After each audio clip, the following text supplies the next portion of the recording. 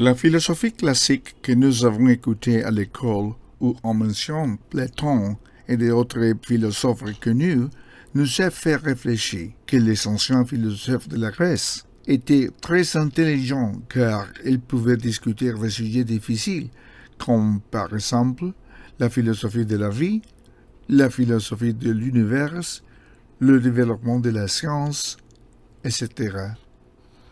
Tous les sujets que nous aiderons et qui ont été compris comme provenant de la culture grecque constituaient la véritable influence de la philosophie iranienne. Les grands philosophes grecs ont fondé leurs convictions sur la philosophie iranienne. La philosophie iranienne est la source sur laquelle les philosophes grecs ont développé leurs histoires et leurs pensées formelles. C'est une manière très différente de comprendre cette réalité. Ainsi, la culture persane a beaucoup influencé la culture occidentale et la plus importante religion de la culture persane, le zoroastrisme, était la principale force culturelle qui a pénétré dans la civilisation occidentale et qui a créé la base de nombreuses croyances dans l'histoire mondiale de l'humanité.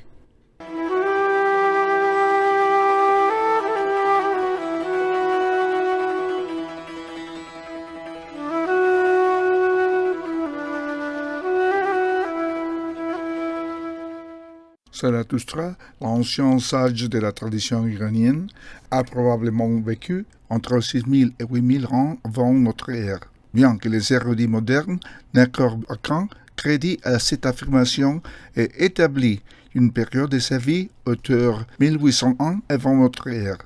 Deux principes fondamentaux régissent l'enseignement de Zarathustra et sont représentés par un conflit dualiste, la mentalité progressive et la mentalité contraignante. La mentalité progressive est symbolisée par Ahura Mazda, le créateur de l'univers. Selon ces principes, il y a 16 choses qui ne changent jamais dans le cosmos et qui font que tu ailles progressivement. La mentalité progressive est la qualité première d'Ahura Mazda. Par son esprit, le Seigneur de la sagesse, comme on l'appelle, est capable de maintenir le cosmos et l'univers en constante évolution ou progrès. C'est la première notion de dessin intelligent que nous avons. L'idée de vérité, du point de vue de Zarathustra, est l'idée d'ordre dans le cosmos. L'objectif final de l'homme est de trouver la vérité. Cela signifie être aligné avec l'ordre du cosmos.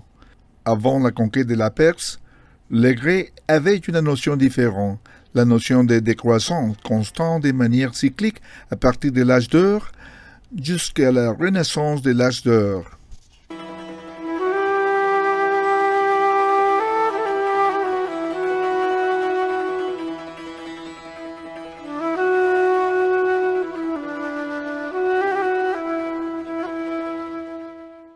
La mentalité contraignante est symbolisée par Ahriman, l'adversaire de Ahura Mazda, dont l'objectif final est d'attaquer la lumière, la bonne création d'Ahura Mazda. Il utilise un ordre de monde pour créer des dégâts et susciter l'envie. L'homme n'est pas censé être aligné avec le cosmos et doit souffrir sur la planète Terre. Cette cosmovision dualiste a changé les anciennes croyances israéliennes, qui utilisent le mot Satan comme un adjectif et non comme un nom pour désigner quelqu'un comme l'adversaire. Le mot Satan est mentionné 27 fois dans l'Ancien Testament et il ne représente pas le nom d'une créature spécifique, mais d'un adjectif. Plus tard, les Juifs ont adopté l'image de Satan et, tant qu'accusateur devant le tribunal céleste, ou en tant que tentateur de l'humanité.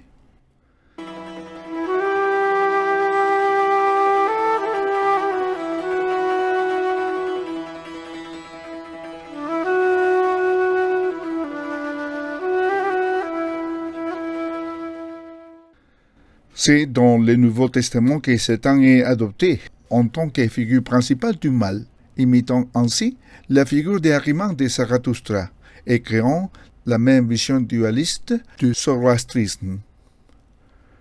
Le jugement final est une autre croyance zoroastrienne qui a été transférée au christianisme. On dit que Euclide avait été invité à faire partie du philosophe de la cour pendant l'Empire achémaïque et que Pythagore lui-même avait passé une décennie dans la capitale de l'Empire perse.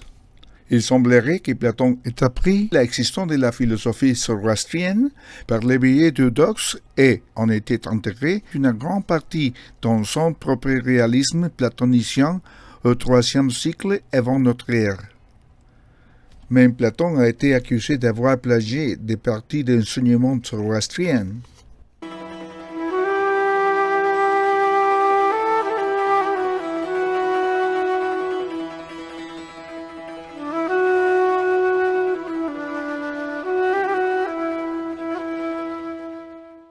La liste des croyants influents du zoroastrisme qui ont été imités par le monde occidental est longue. La raison principale pour laquelle les anciens philosophes persans sont inconnus est le manque d'informations en anglais. Malgré cela, il existe des initiatives positives pour redécouvrir le riche passé de la culture iranienne et lui donner sa véritable position au sommet du spectre culturel mondial.